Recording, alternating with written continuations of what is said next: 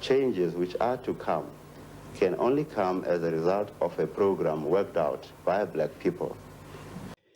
Totality of white power. Steve Biko wathi, white racism has a monopoly in South Africa. It has a monopoly on everything, even beauty. For example, if umuntu like has a certain type of hair, or umuntu skin tone sakhe is a bit lighter, is seen as more attractive than umuntu who has a bigger nose, umuntu who has wide lips, or umuntu inwele zakhe is not straight, or even umuntu who is a bit darker. Yangithola? So le monopoly ayipheleli only on beauty. Iyaya ku-intelligence, iyaya in the way we view law, even iyaya in the way we connect to God. For example, if maybe umuntu is connects to God under a tree, lo muntu loyo is seen as backwards. If umuntu maybe uconnecta noNkulunkulu phezu kwentaba, or uya elwandle or emfuleni, loyo muntu loyo is seen as backwards. But if umuntu goes to a church, yabo, loyo muntu loyo is better. If umuntu ulayita impepho, he's seen as backward. But if loyo muntu ulayita ikhandlela, he's seen like as umuntu who is enlightened. So a monopoly even in how we connect to God. So ukuze labantu laba bay-maintain this monopoly. uSteve Biko wathi ngo-1960 they banned i-PAC, they banned i-ANC, they jailed uRobert Sebukwe, they jailed uNelson Mandela, and they exiled anyone else, yabo, creating a vacuum of black leaders within the country, or thina abantu we're in short supply of black leaders. So to fill this vacuum le, labantu laba abayi-creatile bapusha two policies.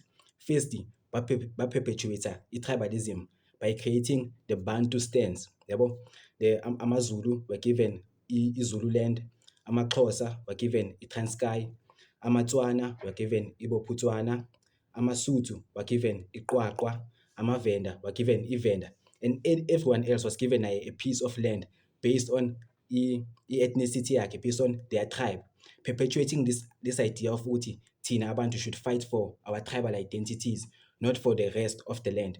Mind you, like the land, the Bantu stands was only 13% of umhlaba South Africa. So we must push kulawo small lands.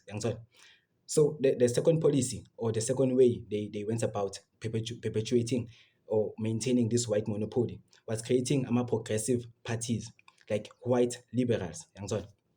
Progressive parties were mandated to fight for black people.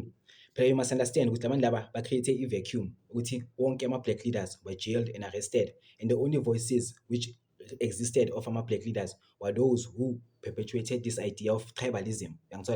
So to fill this gap, ba-create ama-progressive parties to fight for us, yabo. And then nathi-ke si-vulnerable, yabo, sibona umuntu, a person fighting against apartheid, and we view that individual as an ally, yabo. And Steve Biko, not every person fighting against apartheid, not just Steve Biko, it makes sense, really. Not every person fighting against your enemy is your friend, is your ally. So mesibheka, like our leaders are jailed, arrested, or killed.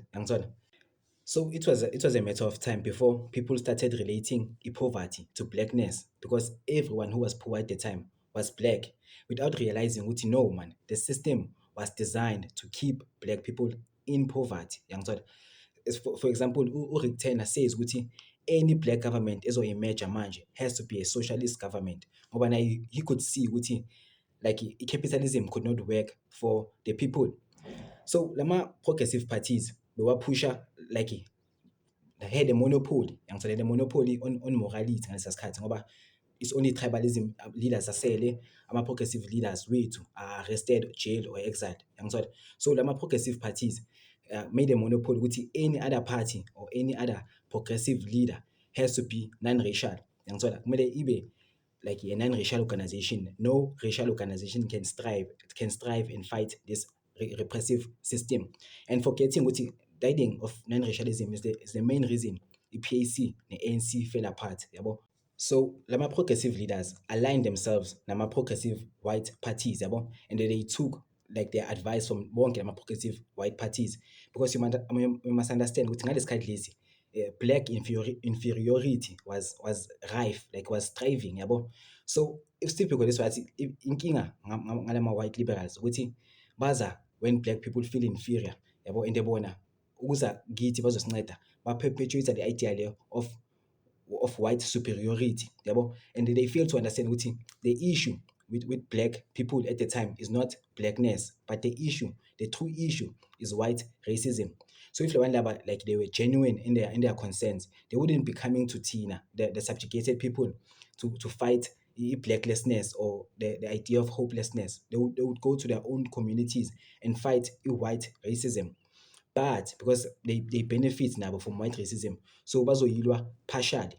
And so like that thing is a psyop, is a psychological operation created by the regime to ensure ukuthi the people abasoppressayo is the regime, and the abantu abazosave is also the regime. And so their main goal is to maintain like white monopoly capital. So Steve Biko urges us ukuthi we must be careful with how we approach like white racism, or even our approaches are compromised, yabo, even using amagama such as about democracy, about civil disobedience, yabo, even using those terms is a compromised way of fighting.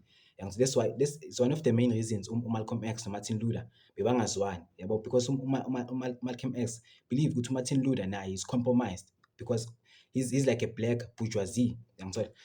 So do you believe or do you agree Steve Biko ama-ideas wakhe ukuthi some of our approaches, the way we choose to fight things nazo, are compromised, or indlela nje in which people evolve in how to evolve in their thinking of how to fight or how to resist imperialism?